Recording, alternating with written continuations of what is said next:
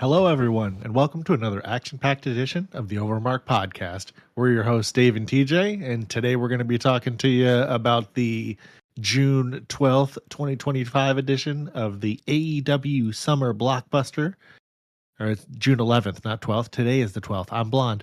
But besides that, this was a special combination episode of Dynamite and Collision because they, had a lot of stuff going on Saturday, so they thought it was better to get it all in tonight. So they did. And make sure that you get out there and follow us on all of our social medias at OvermarkENT. And we're going to jump into it. We got a little bit of statistics for you here. We got the AEW Summer Blockbuster attendance was 3,354. That was set up for 3,724. Says that there were 370 tickets per WrestleTix. They might have sold a little bit more than that. They could have even sold out. And, it looked pretty interesting on TV. The Theater of Clouds at Moda Center in Portland, Oregon. Never heard of it before. Might not ever hear of it again. But it looked kind of neat on TV. There were the areas that were dark, were really dark, was something that TJ and I had noticed when we watched it. Remember that, TJ? Sorry. Yeah, it definitely was. I don't know what was up with that. It looked cool though. It was but yeah, they we actually have some ratings information for you today before we go in on all this. The hour 1 and 2 had 597,000 viewers with a 0.17 rating in the 18 to 49 demo. It was ranked second in hour 1, first in hour 2. And then the Collision hour 3 and 4 drew 397,000. So that's quite a fall off with a 0.9. And it was the second in hour 3 and the third in hour 4. They did face stiff competition from Game 3 of the NBA Finals, Game 3 of the Stanley Cup, and there were 5 MLB games going on at the same time, that including a bunch of major market teams like the Yankees, Cubs, White Sox, and Pirates. So you would expect that the ratings would be down a little bit. Yeah. So you got anything to add about any of that, TJ? Not really. Just these shows, it's the second week in a row that it's 4 hours, and it didn't feel like they had 4 hours worth of content to me. I felt like I don't know if the show was better than last week's, but I digested it better. I sat there, I watched the whole thing yesterday, where I think you had to do it in 2 halves. But overall, it wasn't the worst, but they definitely didn't do this because they had these big cards. It was just a long Dynamite and then a Collision kind of tagged in a little bit at some point. And I don't know, not too much to say about it. It happened, right? Yeah. Well, why don't you tell us about the first match here? This was probably one of the better things of the night. Yeah. Maybe. Was Will Ospreay versus Swerve Strickland. So, the crowd's really into these guys. They're trying to make it, it's like Swerve, Hangman, and Will is the top faces in the company right now. So, I guess Kenny too. But they got huge crowd reactions for both stars to open Dynamite. Respectful handshake leads to a fast-paced technical exchange. Whose house? Swerve's house. Chants echoes as the match heats up. Ospreay hits a Sky Twister press and a Suzuki special. Strickland dominates with elbow strikes and a backbreaker and cross arm breakers. There's intense counters and aerial moves throughout. Stormbreaker, Spanish Fly, Hidden Blade, and a Vertebreaker all land. The match ends after 30 minutes with neither man able to put the other away. The result was a time limit draw. Then Swerve says to prove you the best is to finish the match. Swerve asks Will if he wants to finish the match with him and beat him, and he shakes his head even though he's all messed up down there. So he wants a sudden death. And the Death Riders interrupt. Young Bucks ambush Swerve and leave him bloody despite Ospreay trying to intervene. I don't know. It was Did they have tax on the shoes again? Yeah. And they were falling all over the place out of the bag that they took them out of or whatever the hell it was. So it's I'm not even sure how many stayed on the thing. But yeah, they kicked them and kicked them and kicked them. And then, Will jumped in and took the hit for him. It was an alright segment. Could have been worse, but I was kind of expecting more from the two guys, considering it's Will and Swerve. And I guess people are going to say like that they're going to save that for a pay-per-view or something, but like when have they ever done that? So I don't know. Right. Very rarely are they having their big name guys be in the ring together. So this was kind of a big deal, and it was smart to have it open the show because you always want a strong opener and a strong closer. Probably should have been the main event over the main event. I would have programmed it that way, but I'm not a booker. I'm a guy podcasting, sitting in his room. Yeah, yep. I feel the same way. We'll get into that later, but this would have definitely been a better main event than what was either the Collision set last hour or the Dynamite last hour, but definitely the Collision one. But not much to add to that, right? What'd you think? You expect more out of this match? Definitely. And it was something that we talked about when we were watching it. It just, I don't know, maybe it's because expectations are so high just because of the two names, but it's not like it was a bad match. The whole week I was like, the Ospreay Strickland match is going to be one of the highlights of the card, and it still probably is, but it just, I don't know that it necessarily lived up to the hype that I had in my mind. The ending went over like a wet fart, man. It's like, I remember back in the day, they would at least like, so when they first did their finishes like this, they would like count them down from like, they would like 15 minutes remaining, 10, then 5. Yeah. And then it got to the point where they stopped doing that and they just kind of started doing like the last minute or like something around that and started to count down. Like, but they didn't do it at all here. And I'm not really sure why, because that's not how you, I think, build the best anticipation for that kind of finish when people want more. Now that everybody was like booing it. And it wasn't because they were like, oh man, I want to see more. Just they were like, oh man, that sucked. Not the match, but just the finish. Yeah. But that's my thoughts there. I don't have anything else to add. Nope, that's well said. We got Okada and the Don Callis segment next. Kind of interesting. Oh yeah. We get some backstage action with Don Callis confronting Okada about being in the winner take all match over Kyle Fletcher, and he's hitting him with the why is it Okada and not Kyle? And then Okada just mocks Don Callis and walks away. And, it's like we talk about with all the wrestling shows, a little backstage segment that, furthers a developing story potentially. And that's this. And this one wasn't actually terrible. But also you've got Okada and Don Callis. So those are two of the better people in the company, I suppose, in terms of things like that. But yeah, that happened. And then we got Mistico versus Blake Christian. And they had a match, and it was a match that Mistico controlled early with fast offense, and he got some big dive pops for the crowd, or from the crowd. I can't talk this evening. I don't know what my deal is. Blake hit him with a 450, but Mistico recovered and hit him with a Spanish fly for the win. And then post-match, MJF interrupts with a God bless your American hero, MJF. He's coming out there being a complete dick. It's awesome. He's got patriotic theatrics as MGF challenges, it's MJF, not MGF, Dave, challenges Mistico for the Grand Slam in Mexico. Mistico accepts. MJF insults him as Sloppy Sin Cara before a brawl erupts, and Speedball Mike Berry, Dorada, and Kevin Knight make the save. And he had like a big old giant American flag hanging. You said it was Mike Berry? MJF. I'm interested. Was it Mike Berry? Yeah, man, I'm interested to meet this Mike Berry that you just brought up. He's on the show last night? I don't even know what I said, to be honest with you. Oh, okay. Sorry, go ahead. No, that's okay. So, so far, what did you think what's going on here, this match, and then the post-match? Honestly, the post-match was probably better than the match. Yeah, you hit the nail on the head there.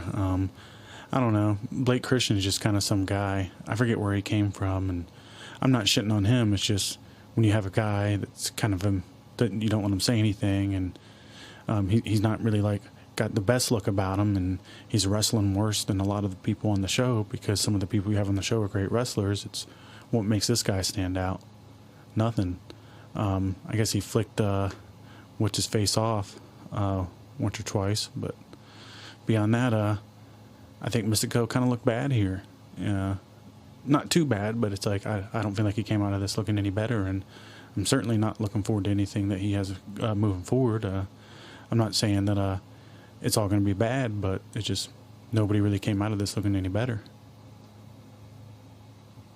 Gonna move on. The story of a lot of these things. Yeah. Tell us what happened next. The trios match with the Hurt Syndicate with Speedball Bailey, Mascara Dorada, and Kevin Knight. Like, what the fuck is this? Mascara?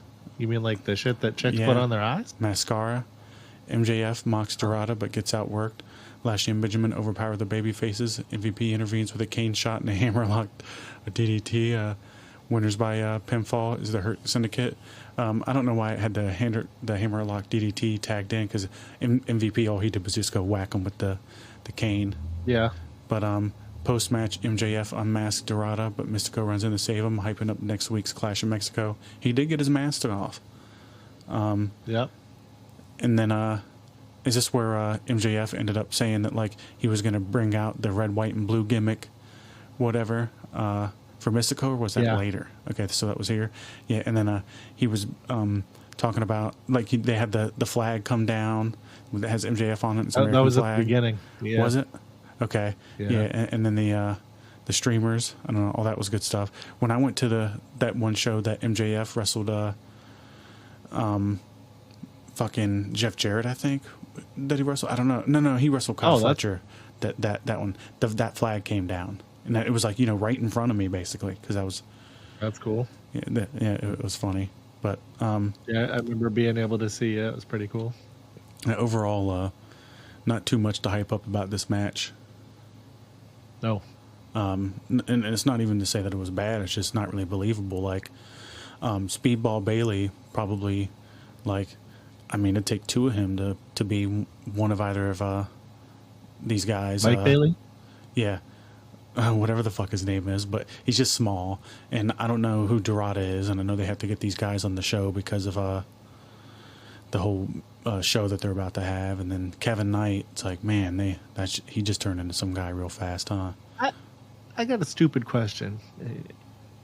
Can't they, like, with 4 hours of TV, put the people on the program that we fucking know who they are? You'd think so. They got 4 hours to fill, and I don't know. A lot of people under contract sitting at home that could have had on the show that over a lot of this shit. Well, I don't know. It's just, they have to get the Mexican guys in for the show they're about to have, and Kevin Knight, I guess, was he in TNA or he was from NJPW, right?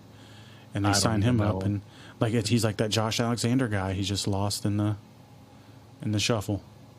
He can start a faction with fucking Mike Bailey. Yeah.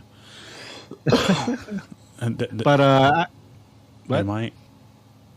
Yeah, they very well might. The after that happened, Hangman was coming to the ring. His music hits, and he's then shown tied up and being dragged out by Wheeler Yuta and Claudio Castagnoli. These guys are committing kidnapping now. Marina Shafir follows with the AEW championship in the briefcase. Moxley enters the ring with a mic and addresses Paige. I'm sorry for this. I wanted to have a real conversation. We need you focused because this is your time. All in for the AEW World Championship for you. This is do or die.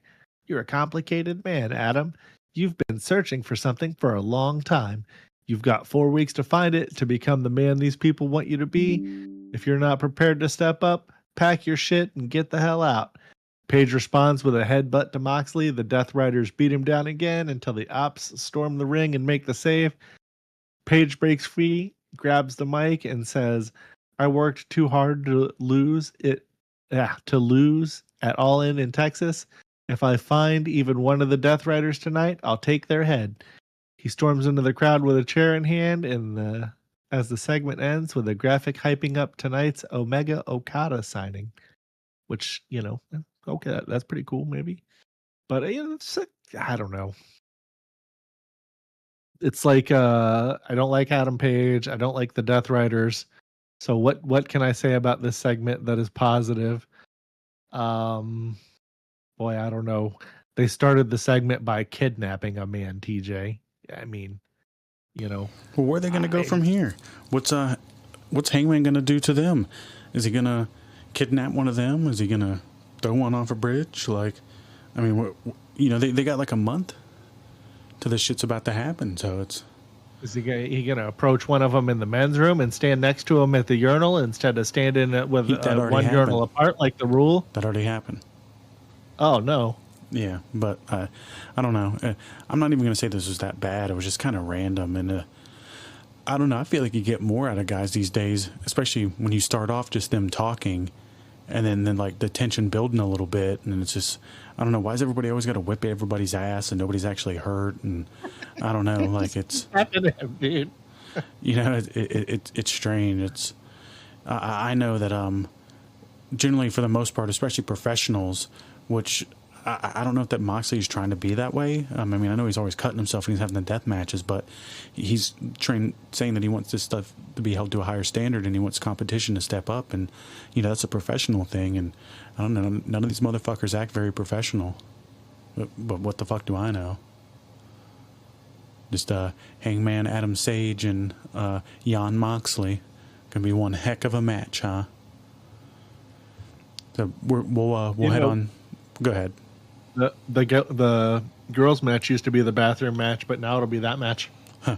Well, because everybody wants to see Toni Storm and Mercedes Moné. That's probably the most hyped match on the card. Well, that and Okada and Omega. I'd say the bathroom break, or one of them, since it's 4 hours, will be the next match here with TJ versus Megan Bayne and Penelope Ford. So Ford and Bayne dominate early, isolating Anna Jay. Mello fights back. Cass Slicer nearly finishes Bayne. The final tag sequence leads to Tay hitting a gory special into a knee strike, and TJ wins. It's unbelievable match. It changed, in my mind, what the definition of women's wrestling is. And anybody that hasn't seen this thing should definitely probably never check it out. And I'm just fucking around. And what... It really was just a random fucking match on this show that I don't know. Dave gave it a 5-star. Well, it wasn't very good. It was a little bit below average for all the chicks involved, I would think, and kind of felt like they were phoning it in. And if you don't have anything to add, we'll phone into the next one. Or if you want to add something, we don't have to.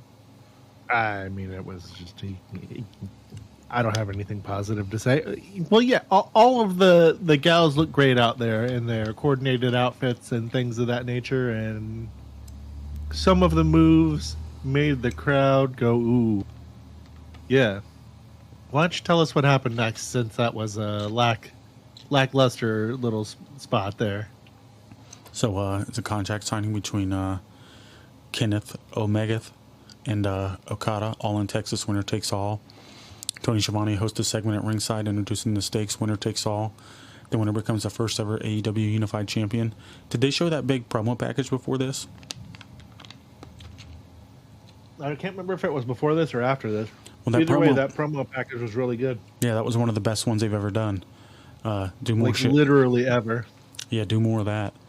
But, so Tony Schiavone hosts a segment at ringside, introduces the stakes, winner take all. The winner becomes the first ever AEW Unified Champion. Schiavone unveils the new championship belt. Okada signs a contract immediately. Kenny Omega takes the mic. It's been 7 years since we last faced off. Leave it all in the ring for this final bout between us. Omega signs a contract and extends his hand. Okada accepts, but the respectful gesture quickly turns into a tense stare-down and an exchange of words. Don Callis interrupts to massive boos, claiming one of the family members should be in the match. Omega shuts him down. I've beaten them both. They can get in line. I know all your tricks, Don. Nothing's going to ruin this match. Callis smirks and says, you didn't see this one coming, as Okada attacks Omega from behind. I don't know why that would have been hard to see coming. But Callis slides a baton into the ring to Okada to continue the assault. Officials and medics rush out, eventually putting Omega on a stretcher. The first half of the Summer Blockbuster ends with Kenny Omega injured in the AEW Unified title match in jeopardy. Yeah, he like hit him with the baton, and they had him on the stretcher, and then Okada jumped, I think, off the apron right? And did a fucking elbow drop into his gut, and then Kenny started throwing up blood in chunks. It was funny. I actually liked it a lot.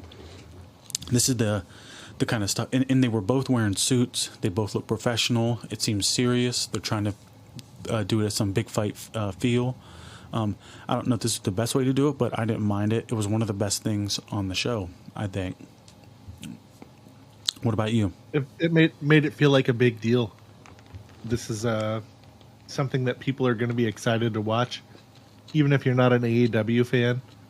This is going to be a really, really good match. Hopefully. Yeah, because Okada's been phoning it in for a while. He's had some really good matches in AEW, but for the most part, he's not doing a whole lot. And he's definitely doing a way slower style than his Japan stuff. Yeah. Well, he's in his 30s now. You got to slow it down a little bit. Who isn't? Yeah, that's true. But after that, we get old Kyle Fletcher versus Anthony Bowens.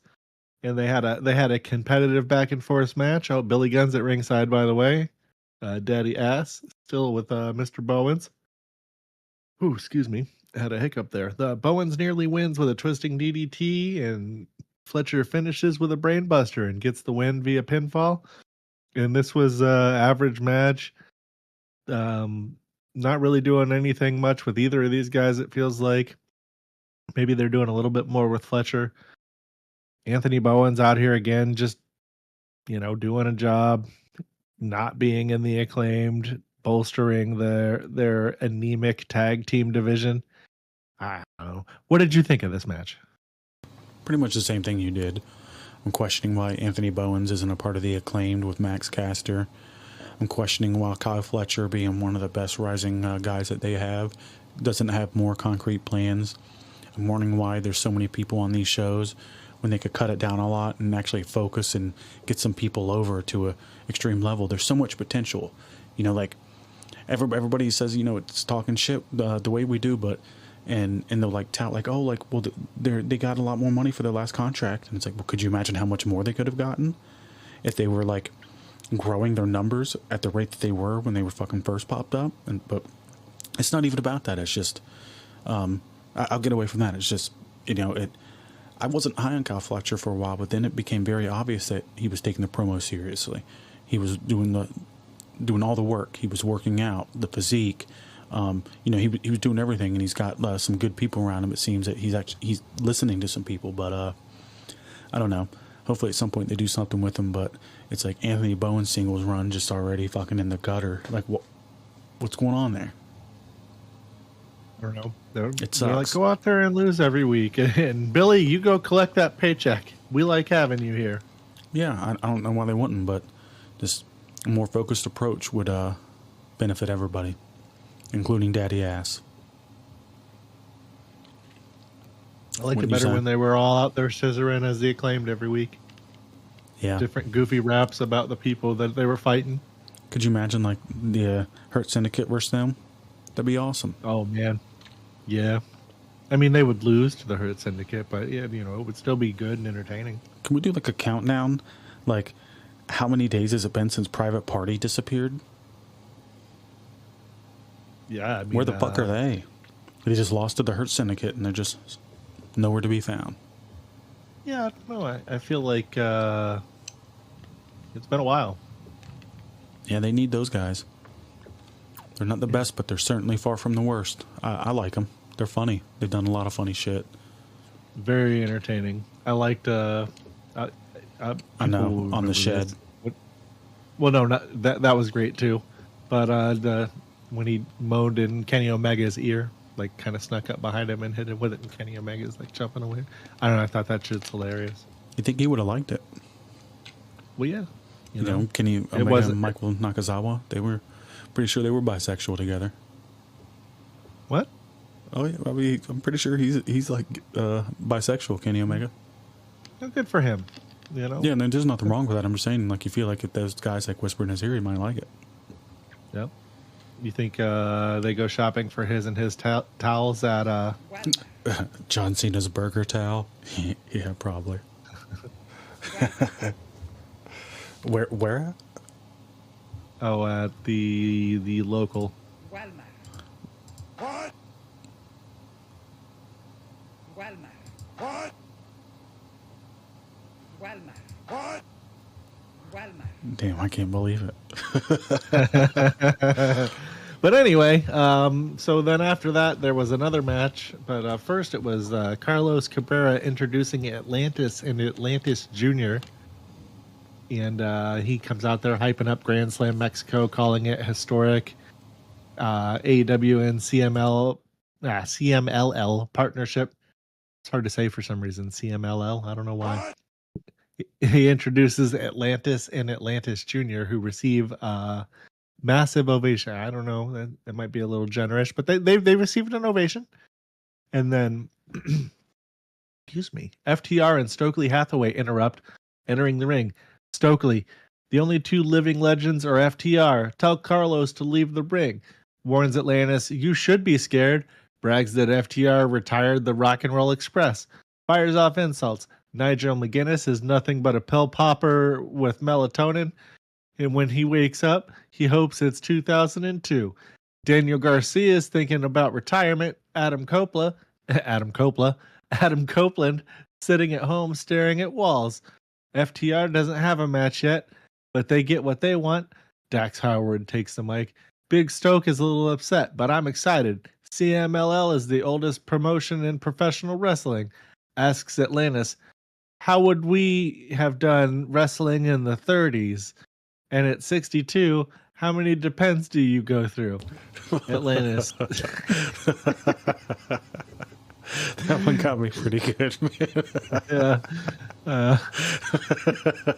FTR's heels are, I mean, I'd rather have them face, but they're funny because his delivery is like, it's dead serious, you know?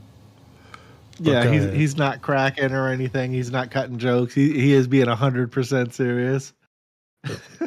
And then Atlantis slaps Dax to huge cheers, but FTR outnumber him. Adam Cole rushes from commentary to make the save. The Don Callis family joins the fray, and Bandito runs in to help. Brody King arrives and clears the ring, leaving Dax alone. Atlantis chases Dax from the ring with punches, even following him into the crowd.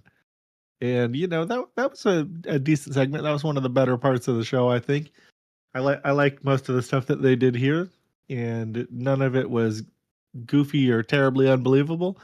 How did you what did you think of this?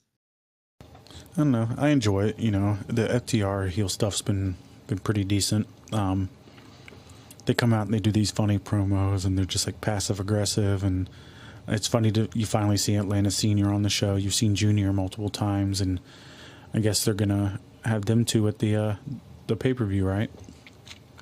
Is it a pay-per-view? No, I think it's fucking just a Dynamite that's called Grand Slam. It's going to be like 2.5 hours instead of 2. Wow. But also, 2.5 hours is a good time for a premium live event. Hint, hint, not 5. Well, I'm sure this isn't going to be very premium live event like. But we can move on to the next premium thing on the show. Hold on. And it's a backstage segment between Big Bill and Brian Keith. Lexi Nair interviews Big Bill and Brian Keith. Big Bill says they crack skulls of great gates of agony, issues an open challenge. JD Drake and Anthony Henry walk in to accept. JD, relax, Bill, we're here now. I don't know, a little backstage segment. I like Big Bill and Brian Keith, but they're lost in the shuffle again. It's got too many guys, and I don't know, the focus isn't on the tag teams, and damn, you hear that thunder and lightning? It's been a while since we have seen Jericho. Well, he's gone for a while. From everything I read, I can't remember the exact thing, but he's not coming back for a little bit. But yeah, after that, we got a non-title match with Timeless Toni Storm versus Julia Hart. Mercedes Moné was on commentary. She was like eating steak and shit. It looked better than the one last week, but I don't know. She's not actually eating it, I don't feel like. And if she is, it's just one bite. But she makes her entrance to join commentary and sets up at ringside with snacks and drinks. Julia Hart enters with Sky Blue. Toni Storm enters next to Big Tony Chance alongside Luther. She's one of the most over things on all their shows, has been for a while. Blue ambushes Storm from behind while Storm is distracted by Moné. Hart and Blue double team Toni until ref Aubrey Edwards ejects Sky from ringside. Medical staff and Luther check on Storm. Moné mocks Storm as she struggles to get up.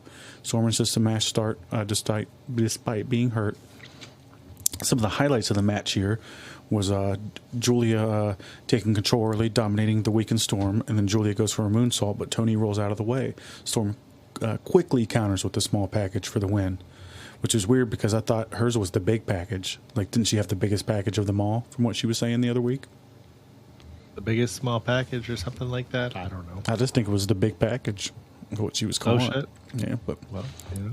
Not too much to I'll have think. to remember that for the... Not too much to think here, right? No. I thought Julia Hart's gear was cool this week. She's not doing too great, though. She's plateaued. No. Not too well, much. I think that she benefited a lot from being grouped with Malachi Black and the other guys. I agree, too. They were kind of telling her what to do. They were able to help and guide her, like, hey, do this. And now she kind of doesn't have that support system of dudes that have been doing it. Not necessarily dudes, but just people that have been doing it for a long time. To be like, I forget which one she's dating. Is it like Lee Moriarty or something like that? Well, maybe he could help. Not sure how much help he would be. He's actually not too bad either. Black. He can put on good matches and shit, but it's just he's not really used. Yeah. Weird. Seems to be a common theme. Yeah. Where's Scorpio Sky this episode? I don't know. Nowhere. But we're actually not done yet. Post-match, Storm celebrates on her knees. Moné enters the ring. Moné sniffs Storm, then slaps her down violently. She actually whispered something in her ear, too. Mina Shirakawa runs in to stop her, but Mercedes attacks her, too. Moné grabs the AEW Women's World title, holds it over Toni, and says, "Kiss it goodbye." She rubs the title in Storm's face as the segment ends. So, I don't know. It's more the heel outsmarting the faces and the kind of, I don't know, just strange. Well, at least, you were talking about they weren't having her do very heelish stuff, and then this was pretty heelish, so at least maybe somebody heard you. Or somebody else thought that and was like, oh, yeah, that would make sense. They hoid you. We got to have a clearly defined heel and face dynamic in this match here to get more people invested and caring. Yeah. But overall, you don't have anything to add. We can move on. It was pretty, not great match. Nope. It was only okay. Sorry, gals. Better luck next week. And we get a backstage segment with Ricochet, and he's being interviewed by Lexi Nair. He says, "I'm searching for the perfect individuals to help me achieve gold." Blake Christian and Lee Johnson enter the scene. Ricochet continues, "I'm looking for the right people to navigate through." And he bluntly calls them out, and he's like, "You play Ricochet week after week, and it's embarrassing." And I don't know. They're going to put him with some goofs, and it's going to be a goof group, and he's going to continue to do good work and good promos, but it's going to be saddled with some dudes that we probably don't want to see or hear from, and they'll be using him as a vehicle to get other people over that you probably can't get over. I don't know. What do you think? You got any kind of idea about what the potential outcome of this might be? I don't know. I'm not keeping track up who's loose and who's going where because there's just too many people these days. But I don't know if it's going to be somebody that they already got on the show or some new people. Hopefully it's some new people. But let's get Carlito in there. He needs a job. Maybe that'll happen. We shall see. He's going to be at that show that I'm going to. All those guys look small except for Bobby Lashley and shit. Yeah, he's going to be at that show I'm going to. I think he's doing. Cool. He's doing signatures for $50. Oh shit! Yeah, so he's probably not going to be signing. Carlito's signature is not worth $50 to me. Yeah, that's not cool. 15 max. Oh shit, 15.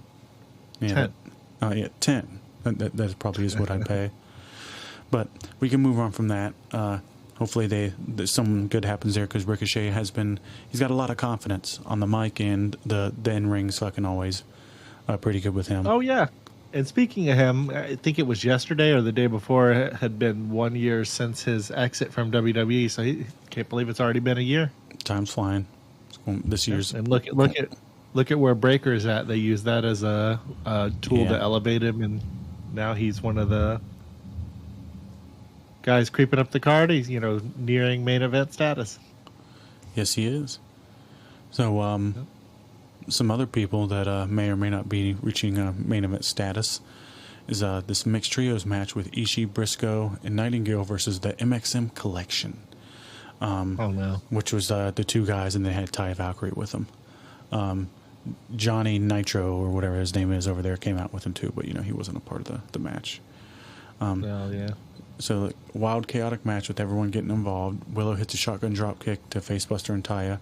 Went by pinfall. Ishii and Briscoe and Nightingale.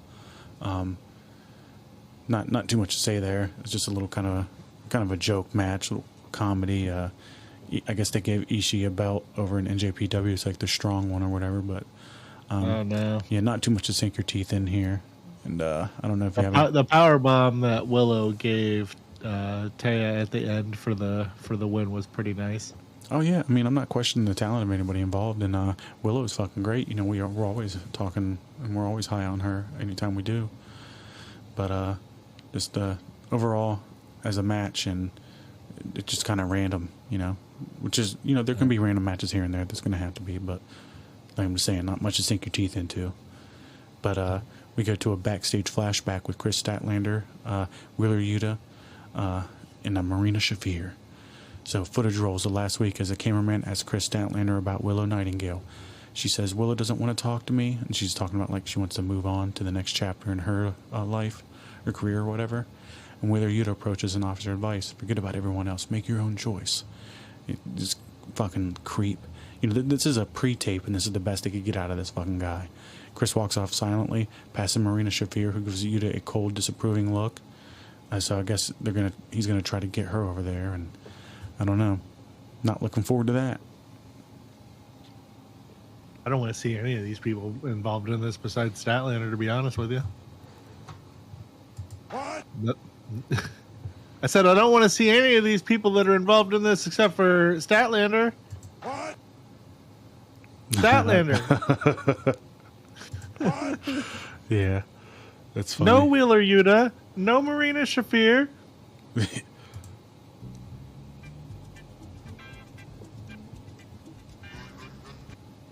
That's what that's what I would have told Wheeler Yuta when he approached me, and then he would have been like, What? but yeah, not much to talk about there. Just hopefully not too much goes there, although it's going to, because why else would they have done it? So you can get into the Bandito versus the Beast Morto stuff if you want. Oh, he's got boy. a new mask. So man, fucking I know that we're coming into the big fucking Mexico card, and they got to feature these guys, but so many other people we could have on TV on the show. But anyway, Mortos dominates early. There he gets some pretty stiff, brutal offense throughout. Bandito fights back and hits a frog splash and a massive top rope slam, and he ends up getting the win. Old Bandito. This was a match. It was a standard interchangeable AEW lucha match, probably. But the guy was the Ring of Honor World Champion. So this goes back to me and TJ always talking about them featuring the Ring of Honor belts on AEW television, devaluing the other belts that exist on the television show. And it was being defended against a Beast Mask guy. What did you think of this, TJ? I don't know. It's tough to take Morto seriously. It's a guy wearing a beast mask, and I guess Bandito, compared to some of the lucha guys they have on the show, like at least you can tell his mask apart, and he's not too bad in the ring. For the lucha style, I'm sure he's great, but I don't know. Not much really to talk about there. Just some match with two fucking goofs, and ROH is the world champion of ROH. It's not something to brag about these days, and we can go ahead and move on from that with this backstage segment we have with Renee Paquette and Mercedes Moné. Renee Paquette interviews Mercedes Moné, and Renee asks, "What did you whisper to Toni Storm?" And Moné smirks and replies, "I don't kiss and tell."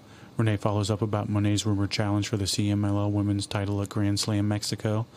Suddenly, the CMLL Women's Champion, Zeuxis or whatever, attacks Moné from behind. He kind of whacks her in the head. And then she says, stands over Moné and declares, "Challenge accepted." I don't know why I said it like that. She's not Asian. But Zeuxis attacks Moné and accepts her challenge for the CMLL Women's title at Grand Slam Mexico. Which I guess they're going to give her another one before that happens. So then she'll have 6 and then 7, not too soon from here. And it'll be like, that's where she got the belts. You know? From Walmart. I'll hit you with it. Is where she got the belts from. Oh. Yeah, she did. That's what they... And then... that's what they're worth.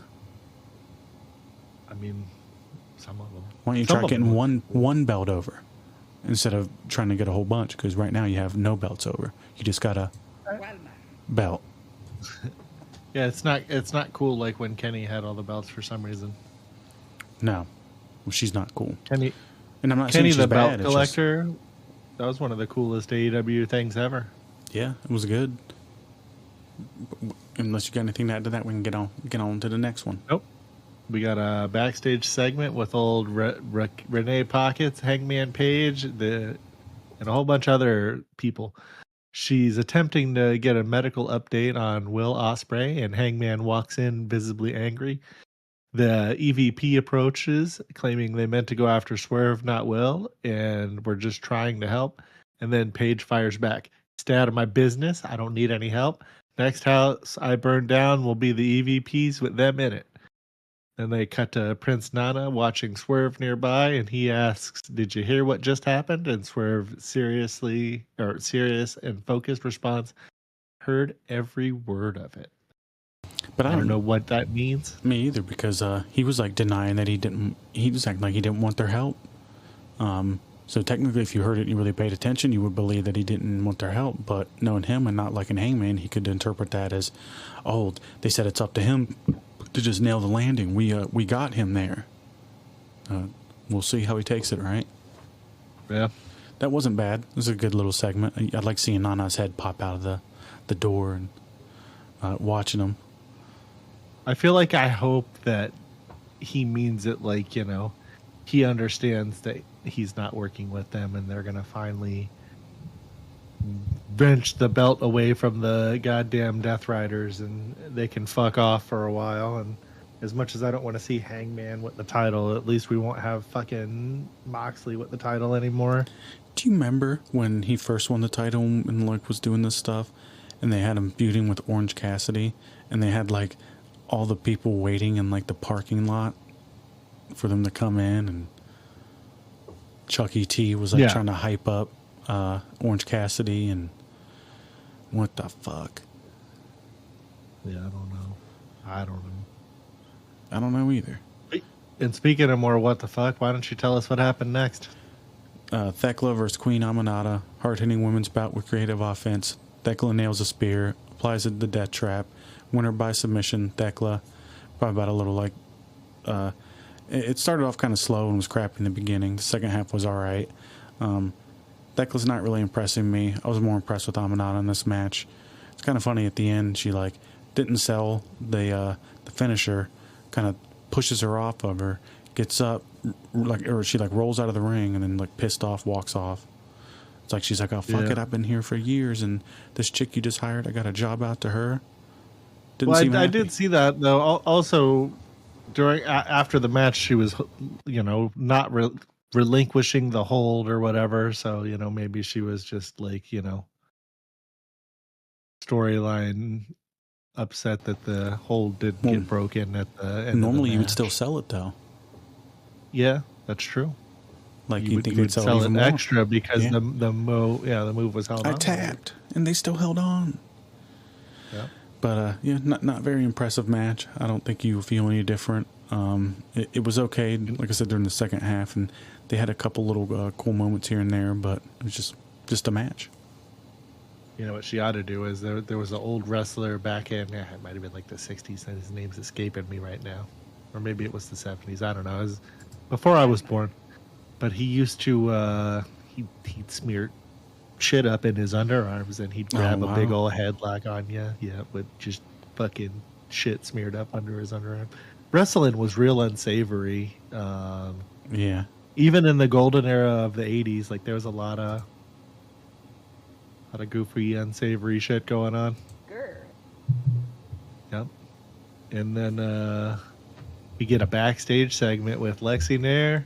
Again, she's on the show more than anybody, I think, at this point. She's interviewing Nick Wayne and Kip Sabian. You know what other Nick she was? Oh, yeah. Grr. I do. And Christian Cage, here he's asking, where's Christian Cage and where's my mom? And Kip responds, he wanted to give you space. We're here to see your best from the New Japan Super Juniors. And then they showed a video package of Nick and his tournament performance. And it actually was a decent highlight package. They're getting better at doing these packages. And then Nick compliments it, saying that it was great. And Kip finishes where, I don't know where we'd be without Christian.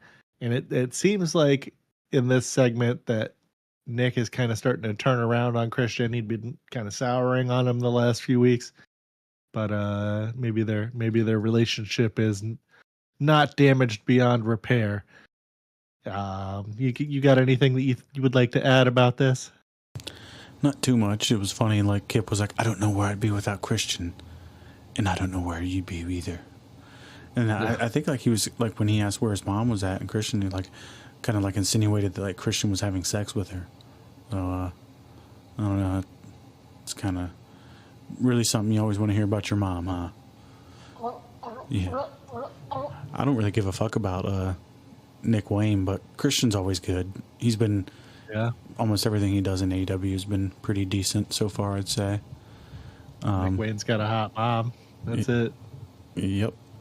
So we go to the main event here, which isn't much of a main event, especially for like big 4-hour show. It's like the Paragon and Daniel Garcia versus the Don Callis family. And it's just like, can you fuck off with Daniel Garcia already? I'm just tired of seeing him. It's just like, I'm going up, I'm getting my fucking oil changed at, hold on. Let me see if I can pull it up real quick. So that's where I'm getting my oil changed. And like Daniel Garcia pops out and fucking does it, man. Except this guy probably looks less greasy than fucking Daniel Garcia. I don't know, just, I'm not feeling it. He takes me out of fucking everything he's involved in. His little fucking stupid dance is dumb. I don't need to see it anymore. Get him the fuck out of here. The Paragon stinks.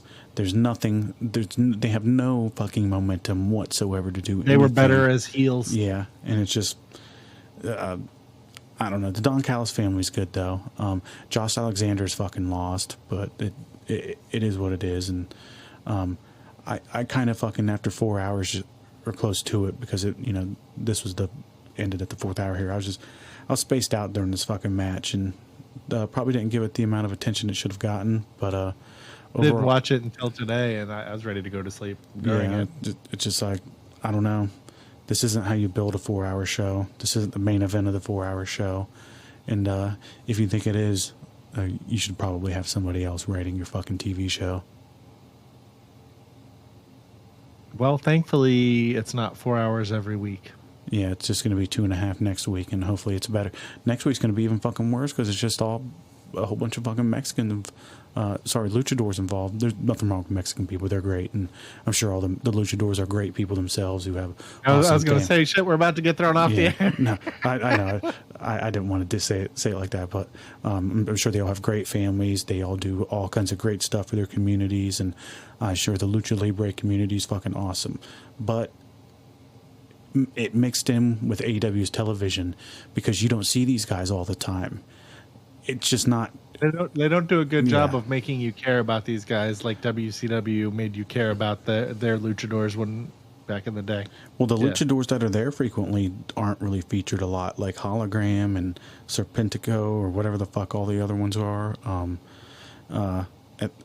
Who's the, I don't know. There's a whole bunch of them, but I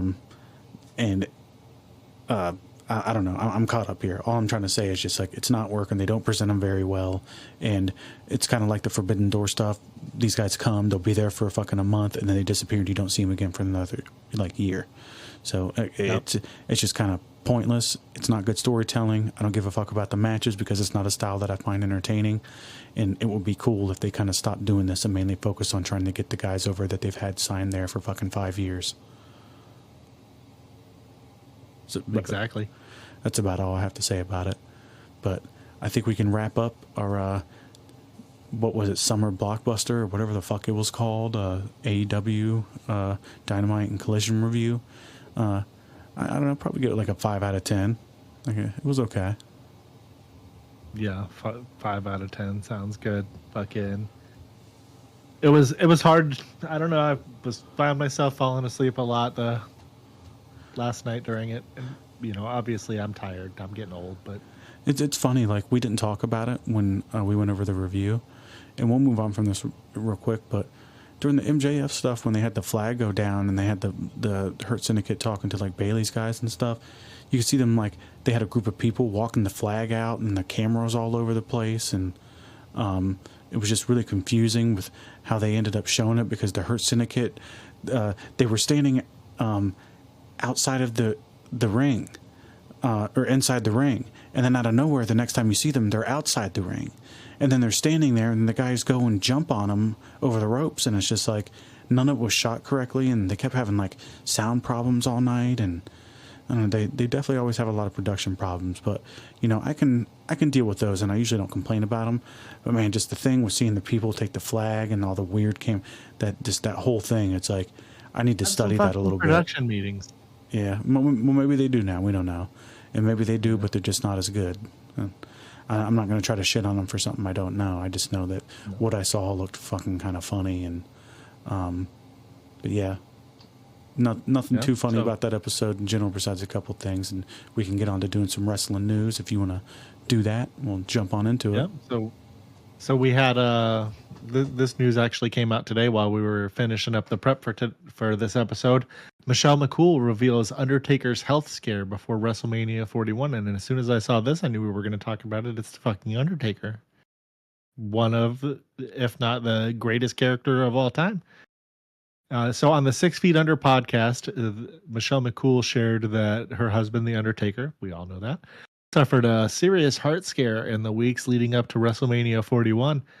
McCool revealed that they were in the hospital for 4 nights, 2 weeks before WrestleMania due to heart complications. That's actually really fucking scary. You weren't supposed to go anywhere. This is her quotes, by the way. You weren't supposed to go anywhere. You didn't want me to tell anybody. We were in the hospital for 4 nights. Despite the situation, Undertaker insisted on keeping the issue private and attended WrestleMania 41 as planned. And then, this is Michelle talking again. The day we got home from WrestleMania, the next morning at 6 a.m., we were at the hospital for heart surgery. McCool described the ordeal as terrifying and emotionally overwhelming. And that's another quote from her is, "By the grace of God, it could have turned out badly had we not found it that day." She emphasized the urgency it took to get Taker in with the best cardiologists, involving several visits. I don't know why I said vidgets. That's not a word. And sleepless nights. The surgery was successful, so that's great. McCool says she's grateful that they caught the issue in time, but reiterated how close things came to a far worse outcome. Man, that's crazy. You forget that these guys are human after all. Even though obviously the Undertaker is older now and retired, it just still doesn't necessarily register because he's always going to be the fucking Undertaker to people from our generation. And I'm glad he's okay. What did you think of all this? I don't know. I don't have too much to add. I'm glad he's okay too. You don't want anything bad to happen to him, and he looked good in the interview when he was talking about it. So I know it's been a little bit. So obviously he's recovered from whatever he had going on, hopefully, and Hopefully it doesn't come back, and if he does have any problems, we wish he gets through them pretty good. And No, I'm glad he was okay. 41 was last year. Wasn't that the year that Cody won and he went out there and chokeslammed The Rock? I don't know. I Because mix 42 these. was this year, wasn't it? I mix these things up all the time. Nah, that was this year. Yeah. Okay. 41 Cena, Cody. Okay. Excuse me, but yeah, I thought it was this year, and that's not too long ago, when you really think about it. No, yeah, that's a couple months. That's wild. Yeah, but no, he's looking good considering. Yep. Like we said, I'm glad he's all right, and we go ahead and move on from that. Not too much really to add. We got a new segment we're going to be trying out here. It's we're calling it. Hold on, let me pull this up so I can get it right here. It's the Wrestler Said. What? No, that's the wrong one. Wrestler Says. What? The other one was better. Yeah, that's funny. But yeah, every week we're gonna try to pick.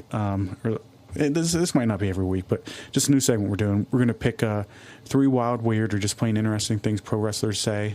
Break them down and see if we agree or not. Most of them are gonna be like, all these wrestlers have their own podcast, so we're just going to talk about something that they say, talk about if we agree or not, and maybe break it down a little bit further than that, depending on what the topic is. But let's check it out. So, you want to jump into number 1 with us, and I'll do 2? Yeah, sure. That sounds good. So, quote number 1 here is Booker T sees a world title in Ron Killing's future. He says, "I see Ron Killings winning the World Heavyweight Championship. It could be the biggest thing since putting the title on Mick Foley."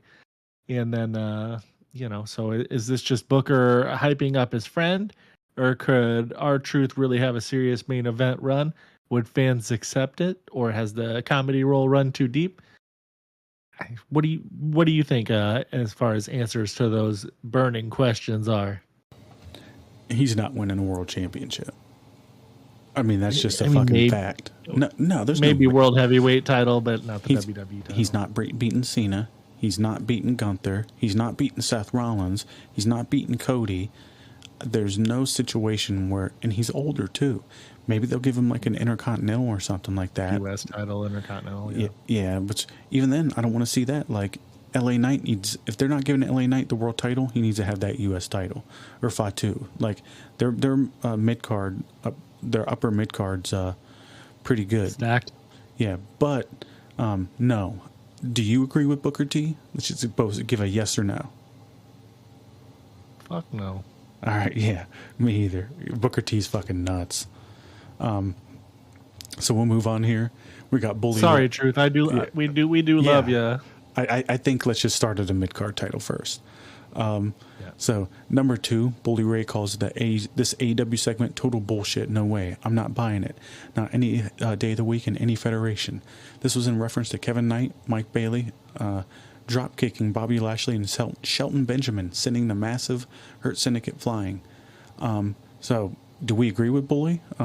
Should guys this size be bumping like that for cruiserweights? Does wrestling lose believability when size difference is ignored? Or is that just an outdated thinking in 2025? What do you think, Dave? And then I'll share mine. It's definitely not outdated thinking. And, this is something that you and I harp on a lot about this shit needing to be believable. And, it's different depending on the story that you're trying to tell, like with Rey Mysterio and like Kevin Nash and stuff like that back in the day.